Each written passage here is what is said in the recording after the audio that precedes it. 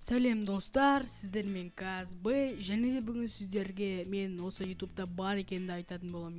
Достар, мен ютубта бармын. Мен бұл себебі көптен бері видео түсірмей кеткен болатынмын. Соның себебі қазір менде сабақ, алда емтихан келе жатыр дегендей, соған дайындалу керек. Мен осы видео түсірмей кеткеніме 2-3 апта болды. Көп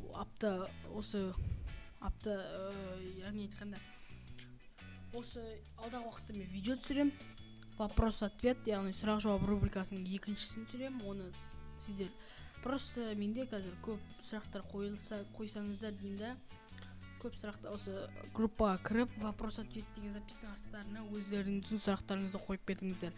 Мен барлығына жауап беремін. Алдағы уақытта менде көп видеолар шығады.